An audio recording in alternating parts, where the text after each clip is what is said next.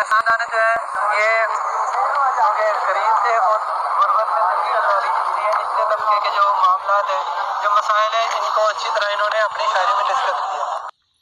उसके बाद इनकी नस्ल दर नस्ल जो है वो गरीब ही पैदा हुई और इनके हालात बदले नहीं, सारे मजदूरी करते रहे।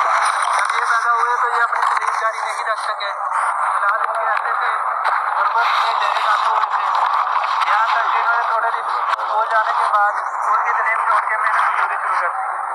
ये जो मामार के साथ मजदूर ईंटें उठाते हैं, ये सीमेंट वगैरह बनाते हैं, गारा बनाते हैं, ये मजदूरी करने लग गए। छोटे से थे ये मजदूरी करने लग गए, जगह जगह पे धक्के खाए, दुकानों में काम किया, कभी फ्री काम, लेकिन छोटे थे इसलिए काम पूरा नहीं कर पाते थे, इसलिए धक्के खाते रहे, लेकिन हर चीज़ को है वो बारीक बिनी से देखते रहे।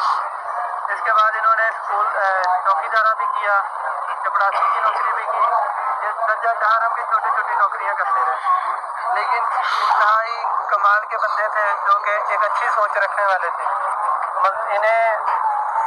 इन्हें मजदूर शायर कहा जाता है। इनकी शायरी जो है वो क्योंकि इन्होंने खुद मजदूरी की है, इन्होंने गरीब बंदे के हालात पर जो है वो बारीक बिनी से देखा है। हमारे माशरे में जो क्या होता है कि हम उस अल्लाह की नाफरमानी करते हैं, उस अल्लाह के कहने पे हम नमाज पढ़ने नहीं जाते और फिर उम्मीद रखते हैं कि हमें रिज़्क़ भी मिलेगा, हम खाना भी खाएंगे, उसकी भी हमें सज़ा मिलनी चाहिए ना। एहसान दानिश ने ज़िंदगी को जो है वो तब्दीली का नाम दिया है कि ज़िंदगी जो है वो तब्दीली के साथ ही है, कि हर चीज़ जो है वो रोज़ाना हर सेकंड हर लम्हा तब्दील हो रही है। जब हम पैदा हुए थे और हम सिर्फ रोते थे, पहले तो आंखें भी नहीं खुली थी, आंखें खुली फिर हमने कोई आवाज़ मुँह से निकाली, आहिस्ता आहिस्ता हम आज आपके सामने खड़े होकर बोल रहे हैं। आप कुछ सुन नहीं सकते थे, समझ नहीं सकते थे, लेकिन आज क्या है, आप सुन भी सकते हो, समझ भी सकते हो। फिर आपको लिखना नहीं आता था, वक्त बदला, आप आगे आते गए, बढ़ते गए, एक दिन अब ये है कि आपके सामने जो बोला जाता है वो आपको समझ। इसी तरह की नज़म जो है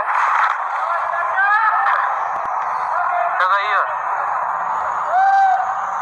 एहसानुल हक इनका असल नाम था, लेकिन ये दानिश इनका तखल्लुस है, वो ये एहसान दानिश के नाम से मशहूर हुए। 1914 को पैदा हुए और 1982 को इनका इंतकाल हो गया।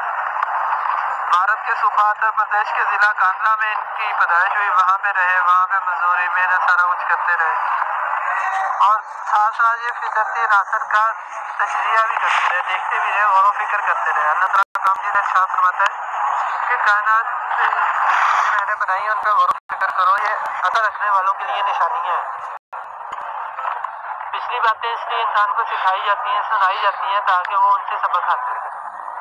इंसान जो वक्त अपना ज़ाया करके सारी ज़िंदगी के लिए मजबूर हो जाता है, लाचार हो जाता है, फिर वो मुश्किल से ज़िंदगी बसर करता है। इससे बेहतर है कि जब उसे टाइम मिले, वो उस टाइम की कदर करे। ये लड़ाई झगड़ा जिसको सारे बड़े गौर व फिक्र से देख रहे हैं, इतने गौर व फिक्र से आप अपनी किताबों को देखा करें, दूसरों के लिए अपने अंदर बर्दाश्त पैदा करें। बर्दाश्त कहते हैं उसको है कि जो गलत बात आपको कही जाए, आप उसको सुन के बर्दाश्त करें, फिर ही आप बर्दाश्त करने वाले हैं। और अल्लाह ताला को माफ़ करने वाला बहुत पसंद है, और अल्लाह ताला को माफ़ करने वाला बहुत पसंद है। और कोई कमज़ोर है आपसे, आपको बुरा भला कह देता है, आप बदला ले सकते हैं, तो फिर आप उसकी बात बर्दाश्त करके उसे कुछ ना कहें, ये है असल बर्दाश्त। उसे कुछ ना कहें, ये है असल बर्दाश्त, उसे माफ़ करें। लेकिन हम अगर कोई हमें ये कहता है, हम उसे आगे 10 सुनाते हैं, यहाँ से आके आगे बहुत कुछ हो जाता है। तो बर्दाश्त, एक पल की बर्दाश्त जो है वो आपको ज़िंदगी भर के नुकसान से बचा सकती है। और एहसान